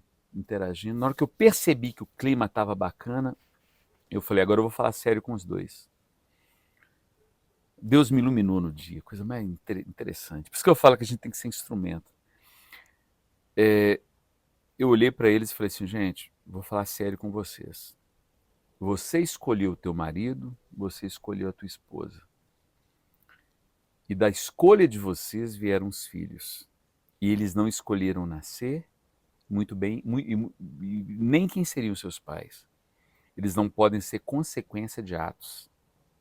Eles têm que ser solução, têm que trazer leveza, têm que ser melhor. E cuidado com as maldições hereditárias. Cuidado com aquilo que você traz para dentro deles. As mágoas quando eles forem pais. As escolhas que eles vão ter como marido e como mulher. Será que a vida de vocês vai influenciar na vida deles? Cuidado. Não deixe eles serem instrumento de briga, mas tem que ser instrumento de cura. E fui falando. Na hora que eu olhei, o grandão tá chorando, a grandona tá chorando. E eu olhei olhei pro outro e falei, tá na hora de alguma coisa aí, né? Tá na hora de alguma coisa. Aí eles se levantaram e se abraçaram, pediram perdão. De repente entra a juíza, O que aconteceu? Diga, aconteceu esse negócio aqui, pô. E aí? Tranquilo. Aí ela pegou e falou, gente, é só assinar. Eu bati a mão no bolso, fui pegar a caneta. Que caneta que estava A lá? mão, moleque. Montblanc, que eu disse que eu só usaria o dia que eu entendesse para que eu fiz o meu curso de Direito. E ela é usada até o dia de hoje. Sempre nas coisas importantes da minha vida.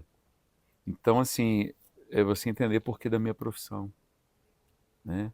Eu não vim para questionar escolhas, decisões, vontades, vim para representar meu cliente. Né? E a gente vai de voadora mesmo. Mas se eu puder trazer para a verdade, para a realidade, um mundo melhor, é o que a gente tem que fazer, irmão. Esse apaziguador, né? Tornar feliz a humanidade. A lei da Claro. maçonaria. Tornar feliz a humanidade. Exatamente. E ser É a instrumento missão da disso. maçonaria. Fazer parte disso, né? Ser a ferramenta, né? Isso aí. Na sua vida, o que mais importa para você? O que mais importa para mim? Eu, Marcelo, enquanto pessoa, É. é o dia que eu encerrar o meu ciclo aqui na Terra e olhar para Deus e Deus olhar para mim e falar assim: você cumpriu o seu papel. Ainda que faltando um pouquinho, né? Mas eu sou tolerante, tem Jesus que é o advogado junto ao Pai e pesando, medindo e etc., você vai entrar, pode entrar. Né? E as pessoas que me seguirem, por exemplo, meus filhos, minha família, sentir orgulho de mim, sabe? Acho que é tudo, né? Você não sente orgulho porque tem uma rede social com 200 mil, 500 mil pessoas, 2 milhões, 3 milhões, isso não é orgulho, isso é conquista. Né? Isso é conquista, conquista na rede social, você usou seu talento, você usou seu dom da palavra, da oratória. Agora, quando seu filho que convive com você diariamente, sua família, o seu vizinho, e falar assim, essa pessoa fez diferença na minha vida, isso que é conquista, isso que é tudo para mim.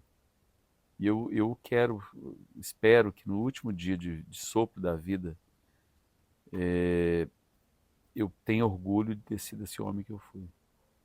E é todo dia uma luta para isso, né, irmão? Todo dia você mata um dragão e mata um leão, né? Então, não é fácil, né? Não é fácil você ser coerente, não, irmão. Não é fácil você trazer seus valores diante de tanta injustiça, de tanta falta de verdade, de tanta porrada que você toma na cara. Não é tanta oferta, né? Tanta oferta para o mal, né? Eu lembro de uma frase dita por um pastor, que ele falou assim, ele deu um exemplo prático, falou assim, irmão, fique embaixo da mesa, fique em cima da mesa, colocou dois, né, um em cima e um embaixo, e falou assim, puxa o outro, vamos ver quem vai ganhar. O que estava em cima tentou puxar o que estava embaixo e não conseguiu. O que estava embaixo só fez assim e o de cima caiu. Então é muito mais fácil hoje quem está lá embaixo te tirar do seu foco do que quem está em cima conseguir tirar de baixo aquele que está na situação pior. Então quem tem esse projeto de vida está matando o dragão todo dia. O peso é maior, né? E com certeza. A gente falou agora há pouco que a missão tá lá escrita e é aberta para qualquer um da maçonaria é tornar feliz a humanidade, né? Uhum. E a gente precisa conhecer o que deixa cada pessoa feliz para entender como alcançar isso. O que deixa o Marcelo feliz? 3 momentos maravilhosos da sua vida, assim, cita. Que você sentiu que alcançou o ápice da felicidade. Irmão, a felicidade ela é cíclica, né? Ela é uma conquista diária. A gente tem uma memória muito curta em relação a tudo. A gente falou isso agora mesmo. Nós vivemos momentos felizes. Então esse ápice, se eu lembrar de alguns momentos, lembrar da minha infância, o dia que eu fui ao mar pela primeira vez, eu vivi um ápice de felicidade. No momento que eu fui batizado dentro da igreja, eu tive um ápice de felicidade. O momento que eu casei com a minha esposa, outro ápice de felicidade. Né? O momento que eu escondi atrás da saia da minha mãe pela primeira vez, que eu senti protegido, eu lembro desse dia. Incrível. Eu escondi, eu tenho o cheiro da roupa da minha mãe no meu nariz até hoje. Da saia da minha mãe. Entendeu? Então, assim, me trouxe, foi o ápice da minha felicidade. Então, eu não tenho essa questão disso, sabe? Todos os dias, eu estou aprendendo, a gente ontem falou sobre isso. Estamos aqui no meu sítio, se olhar para um monte de passarinho cantando, é uma coisa absurda, é um ápice de felicidade, sabe? Um privilégio, né, inclusive. Então, é isso. São os meus ápices, são os meus momentos. Então a gente, como hoje enxergamos isso, que o ápice da felicidade está no simples, a gente tem que tentar ajudar as pessoas a enxergarem esses momentos. Sim. E é isso que você faz, tornar a vida das pessoas leve. Tentando tornar a vida das pessoas leve. Tirar a miopia, né, das pessoas, que muitas vezes não enxerga. Às vezes a pessoa tem um carro lindo, tem uma família maravilhosa, tem um emprego fantástico, tem, poxa, um monte de motivos para rir, e é um cara triste, depressivo, deprimido, porque não sei se você lembra daquela passagem que fala assim: onde está o seu tesouro, Seu está coração. seu coração. De que adianta o homem ganhar o mundo e perder a sua alma?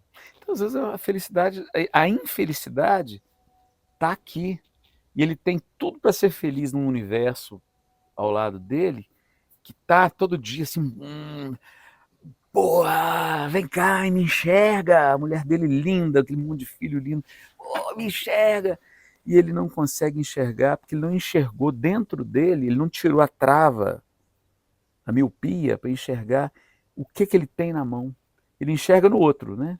Aquela história da mulher que mudou e via na vizinha, através pela janela, roupa suja no varal, tudo sujo, tudo tá. E ela ali falou: nossa, que mulher porca, que mulher esquisita, né? Que coisa e tal. E o marido dela só olhando. Aquela mulher é muito porca. E o marido só olhando. Um dia o marido chegou perto dela e falou: esposa, que tal você limpar a nossa janela, nossa vidraça? Ou seja, o que estava sujo não era a casa do outro, não era a roupa do outro. A vidraça dela, que ela enxergava tudo embaçado, porque a vidraça estava suja. Então, às vezes, na miopia da gente, você não enxerga um palmo além do seu nariz. Você tem tudo para ser feliz. Perna, braço, né? Vitalidade, juventude. E quando você ficar velhinho, já não anda mais bacana, né? Já não tem mais aquela vividez, aquela juventude toda, a pele enrugada e tal.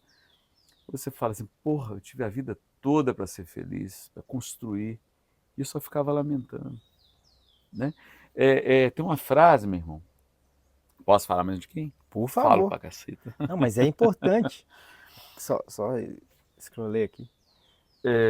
Tem uma história muito bacana que eu li num livro. Tem um livro evangélico, não me lembro qual. Que um casal, um navio, um barco grande, foi a pique, né, afundou. E esse casal se salvou em um barco de madeira. E conseguiu juntar uns mantimentos e tal, ficou um tempo à deriva. E a mulher lamentando, ou o marido lamentando, né? Né? Não é a questão do gênero, né? E encontraram uma pequena ilha. E a mulher lamentando: Deus, que o Senhor fez comigo? O Senhor está me destruindo, por que eu tenho que passar por isso? Que coisa e tal. Aí eles chegaram tão cansados que deitaram no pé assim, da praia, numa ilha pequena, e adormeceram. Aí começou a chover e a mulher falou: agora ainda vem chuva. E tá aí lamentando demais, o sono muito forte. Veio um raio e pegou no barquinho de madeira. Começou a pegar fogo. E ela falou assim: ainda é tudo, o único instrumento que nós tínhamos para ir embora, para tentar sair, a única esperança, pegou fogo. E lamentou, chorou, etc, etc. E acabaram dormindo. Quando eles acordaram, e o homem ou o inverso, né? Homem e mulher novamente. Ele falou assim: Senhor, o Senhor me ensina que em tudo dai graça. Obrigado. Obrigado por isso. Não sei até onde eu vou. Mas obrigado. De manhã, ele acorda, tinha um barco gigantão assim na frente dessa pequena ilha, esse monte de areia, e eles vindo buscá-lo, buscar ele e ela. Aí ele falou assim: mas como é que vocês me descobriram? Eu falei assim: o fogo que você colocou no barquinho de madeira. Levantou a fumaça, aquela fumaça escura, porque tinha chovido e tal, e nos chamou a atenção. Aí nós viemos aqui, vimos vocês dois, achávamos que estavam mortos, porque estavam dormindo, mas viemos aqui buscar vocês, e é isso. Então, são os motivos que a gente tem de entender, né? Os planos do divino. É o O inexplicável, né? inexplicável, exatamente. E a gente vai pular de felicidade para um pouquinho do material. A gente falou ali sobre a lei do trabalho. O significado do dinheiro para você? O que significa ser rico? Nunca fui. Nunca fui rico. Pelo menos financeiramente, não. Mas a definição aqui Mas a não é. definição que eu tenho de ter dinheiro... A definição sua de ser rico. Define pra gente. Ah, ok. Onde está o seu tesouro, está o seu coração. Você pode ser rico por muitas coisas. Às vezes uma pessoa que mora no alto de uma montanha, cheio de verde do lado, ele é um homem rico, dentro da visão dele. Às vezes uma pessoa que mora no Nordeste, na Agreste pernambucano, lá naquele lugar longe, mas olha para os filhos dando um pouquinho daquela farinha, que ele enxerga aquilo como felicidade, é um homem rico. A outra pessoa às vezes tem um BMW lindo, uma Mercedes maravilhosa, uma casa descomunal, e olha para o vizinho do lado que tem algo melhor do que ele se sente pobre, porque não tem tudo que ele quer, né? Ele fala: porque para ele não basta. Então é uma questão do que você entende por riqueza. Na hora que eu cortei, como eu falei, eu não sou rico, é porque ainda que eu tivesse todo o dinheiro do mundo e não tivesse salvação, não tivesse felicidade, alegria no meu coração, eu não estaria rico. Então a minha busca é constante. Eu tenho meu trabalho, eu tenho minha vida, eu sou um profissional, graças a Deus, bem-sucedido. Eu sou um homem bem-sucedido, bem realizado. Tenho uma família que é top das galáxias. Amigos que eu tenho, assim, contam-se nos dedos, mas que são irmãos que, se eu parar aqui agora, eles chegam de onde estiver. Eu tenho tudo. Você é rico. Sou rico. Sou rico, meu irmão. Não percebeu. É verdade. Eu tenho a riqueza. Ou seja, você é Eu rico. tenho a riqueza. Eu levantei essa questão exatamente para isso. Eu sou um homem rico. E qual que é o significado do dinheiro para você? Estado de necessidade, sobrevivência. É um instrumento que move o mundo, né?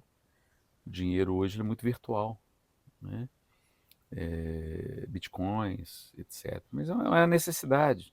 Lá atrás se trocava sal, né? Por isso salário. A palavra salário veio Depois, disso. exatamente. Depois trocava-se o quê? Chás, né? Temperos, né? Borracha e coisas mais. Então, assim, é um instrumento necessário. Mas se você utilizar ele de forma eficiente, ele é importante ter, né? É importante conquistar, é importante alcançar os projetos, ser um homem bem-sucedido, isso é importante. Mas desde que ele não te mova, né? Você tem duas opções: ou você trabalha por dinheiro, ou deixa o dinheiro trabalhar por você, né? Qual que é a escolha?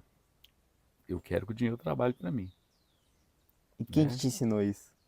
A vida, A vida. a vida. Tá me ensinando ainda, sabe? E quais foram as primeiras crenças que você recebeu de casa sobre dinheiro? Ah, isso é interessante. Meu pai morreu, como eu disse no início, a gente era muito jovem.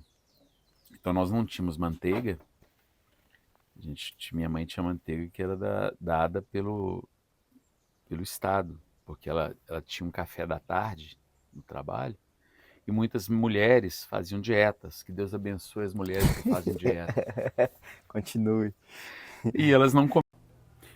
Então, meu amigo, meu irmão, quando ela tinha essa questão, né? Ela trazia o pãozinho, ela trazia o pão com a manteiga, que a gente tinha essa liberdade, né? Essa oportunidade, né? De comer. A marmita, como eu disse anteriormente, a marmita era 2 marmitas para 6 pessoas. Ou seja, 4 irmãos, né? Adolescente come pra caramba. Minha mãe e minha avó, que era a sogra dela. O que nós tínhamos que aprender com isso? Sair para trabalhar. Nós tínhamos que sair para buscar alguma coisa. E aí saía eu e meu irmão para vender picolé. A gente andava o bairro inteiro, eu com 9 anos, ele com 6. A caixinha de picolé dele na frente, a minha atrás. E à medida que o picolé dele fosse acabando, eu colocava o meu no lugar. Porque as pessoas tinham, em vez de comprar com o de 9 anos, ela comprava no de 6, que era mais engraçadinho. E a minha função era o quê? Proteger o meu irmão. Eu tinha que protegê-lo. Né? Então a gente trabalhava lavando o carro, engraxando o sapato. Quando você engraxava o sapato, saiu com a mão com cheiro de chulé, porque aquelas botas grandes, né? E eu lembro até de um caso bem interessante, que uma vez meu irmão estava engraxando o sapato com 6 para 7 anos, e eu do lado, e era um sargento. O sargento estava de coturno, né? E colocou em cima o caixote, né? Que a gente fazia para engraxar. E ele adormeceu em cima, lá no bairro das Indústrias. Aí meu irmão engraxando da maneira dele, uma das primeiras botas que a gente foi engraxar. E de repente eu olho para a bota e falo assim, irmão, a bota manchou. Eu olho para ele olha para mim, uns dois assustados. Aí na mesma hora o rapaz acorda, meu ônibus, paga a gente e vai embora. Aí eu falo, nós temos que ser mais profissional. Não tá bonito, não. E aí nessa brincadeira, o quê? Vendendo picolé, voltando, né? A gente cuidava um do outro. Qual que era a minha função? Proteger o meu irmão. Fazer as contas, cuidar, ele se sentir protegido, ele se sentir que tem alguém que zela por ele. E o poder do dinheiro ali, eu valorizar cada centavo que a gente ganhava, cada momento que a gente vivia junto. E como aquilo foi importante para a nossa criação. Como foi importante. Como fez a diferença no nosso caráter. Né? Ou seja, eu não precisei de nenhum subterfúgio externo, me sentir dodóizinho, menorzinho, coitadinho de mim. Né? Seu pai morreu cedo. Né? Não precisamos disso. Sabe? Corremos atrás porque tivemos o exemplo. Valorizei a manteiga que eu ganhava, valorizei a sopa de macarrão que a gente comia à tarde, à noite, porque tinha um pé de chuchu no quintal, e o macarrão era barato, o molho de tomate também, né? E valorizei também a marmita, porque a gente aprendeu a partir a carne, né? A partilhar a comida. Você olhava uma carne, você pegava 2 bifes para 6 pessoas. Como é que você fazia? Acho que eu aprendi até a somar e diminuir. Dividir. Isso me fez gente, né? E eu agradeço a Deus todos os dias por ter me permitido viver isso. Essa é a construção da minha vida. Né? Meu irmão, e hoje você tem 2 empresas, 2 correto? empresas, correto. Uma na área de seguros. Sim. Tem uma corretora de seguros. E a outra? A corretora de seguros há cerca de 15 anos, 14 anos. A outra é meu escritório de advocacia. Advocacia. Que há mais tempo, né? Bem mais tempo. E o seu irmão? Meu irmão é o presidente da Anfávia, que é a Associação Nacional de Fabricantes de Veículos Automotivos. Esse é o irmãozinho de 6 anos que a gente cuidava. E eu vice-presidente do grupo Stellantis, que é o grupo Fiat, Jeep, Chrysler e etc. E conselheiro da CEMIG, conselheiro da Copasa. professor universitário e vai. Está há cerca de 10 anos, sempre entre os executivos do ano premiados pelaquela revista Ibovesp, né? Parece Ibovesp, uma coisa assim. E sempre ranqueado entre os 10. Numa época que você não tinha oportunidade de metrô, de transporte fácil, você esperava 40, 50 minutos para pegar um ônibus do bairro das Indústrias até o centro de Belo Horizonte, mais 40, 50 minutos do centro de Belo Horizonte para o UFMG na Pampulha, depois para a Praça Milton Campos e coisas assim, para chegar em casa 1h30 da manhã, para levantar às 6, para levar os filhos para a escola. Estudava em escola pública a vida inteira, eu tenho esse orgulho de escola pública, porque eu ajudei a construir o meu caráter nisso. Dodóizinho, mimimi, meu irmão, paciência, isso é coisa de fraco. É óbvio, sem polemizar, que tem pessoas que precisam realmente de uma assistência. Eu sou maçom, né? E nós sabemos que as pessoas precisam e têm que ser cuidadas, têm que ser tratadas, têm que ser acariciadas quando precisam, mas para quem precisa. E eu vou ensinar a pescar. É diferente de você dar o peixe, né? Se tivessem me dado o peixe lá atrás, o que seria de mim hoje? O que seria do meu irmão? O que seria dos meus sobrinhos? Né? O que seria das pessoas hoje que lá atrás correram? Nós aprendemos, sabe como, meu irmão? Aprender a fazer carrinho de rolimã, aprender a soltar papagaio, você construía as coisas, sabe? Você tinha tudo seu, não era fabricado, você fazia. Então você aprendia o que é o seu valor, a sua limitação, né? Hoje você não tem isso. Hoje a gente jogava bola na rua, você estourava o dedão numa pedra daquela lá. Tava jogando outro dia. Você chorava, mas você chorava não é por causa da pedrada, não. Da pedra, não. Você chorava por causa do metiolate que ia colocar lá no fim do dia na sua casa e tomar porrada da mãe, né? Porque você deixou se machucar. É diferente. Você constrói caráter, personalidade. É diferente de você construir uns meninos mimizentos, uns meninos fracos, que é essa geração, né? Ainda brincam que a geração como é que é? Neném, né? Nem trabalham e nem estudam, né? Nos Estados Unidos tem um termo que a gente estuda em economia que chama ninja. Ninja? Essa molecada é ninja. Ninja. No income, no job, no asset. Sem renda, sem trabalho e sem salário, sem função. E aí você falou um negócio muito bacana. Eu lembrei aqui sobre pescar. Meu avô um dia me deu uma das maiores lições que eu recebi sobre pescar na minha vida. Eu nunca passei fome. Vim de uma família, enfim, um avô e tudo mais. Bem de vida, minha mãe professora. Mas assim, nunca fui rico, né? Meu avô ali no limite. Mas ele ensinou um negócio um dia, que foi o seguinte, fui pescar. E meu avô era meu herói, né? Me criou, me levou. Aí a gente foi para um lugar de um amigo, tinha muito peixe, muito peixe. Eu me sentindo pescador, colocava pá. Pegamos muito peixe, um balde e meio mais ou menos.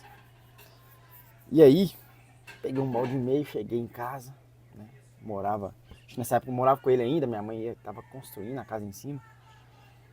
Aí eu falei, nossa, peguei o baldinho, entregar pra avó. Ele falou, onde você tá indo? Eu falei, entregar pra avó, agora eu vou sentar ali, vou esperar e vou comer.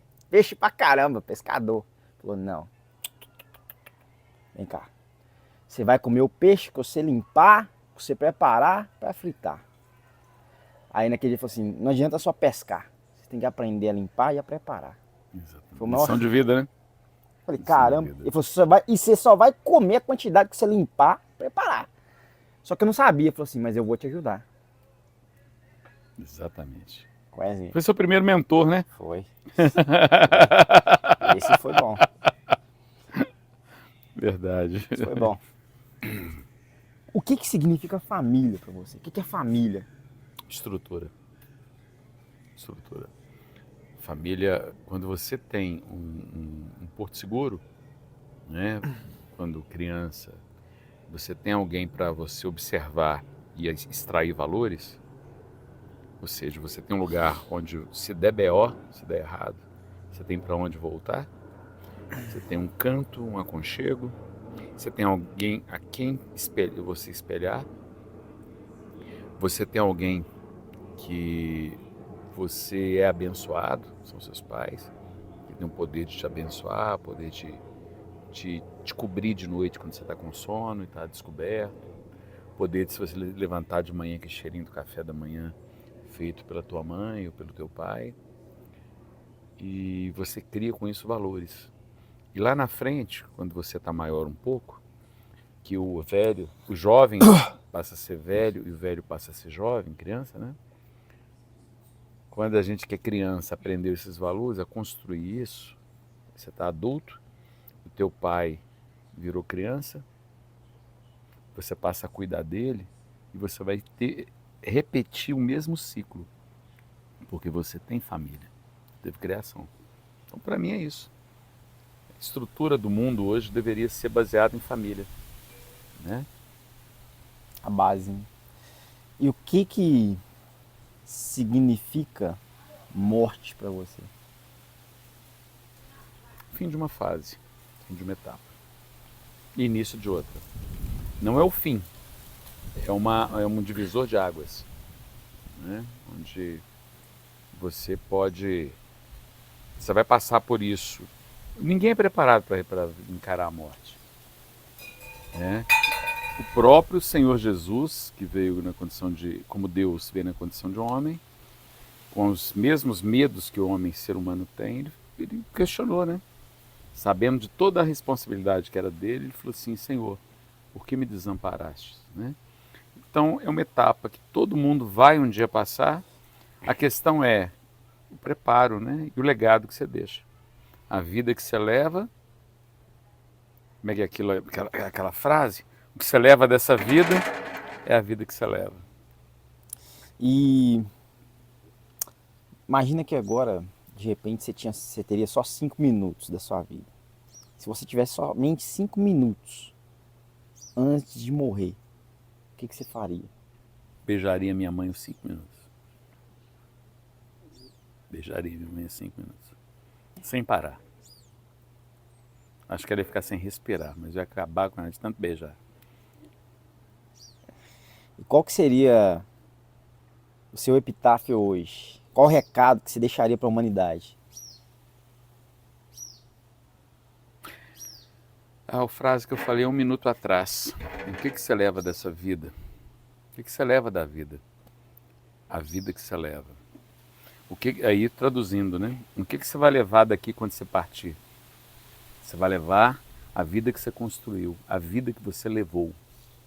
Se você era um homem bom, uma pessoa do bem, se você era um cara mau, uma pessoa que agregou inimigos, você era incapaz de olhar para uma criança e sentir Deus ali, você era incapaz de enxergar uma pessoa que precisava de ajuda e você não perceber que você poderia fazer diferença.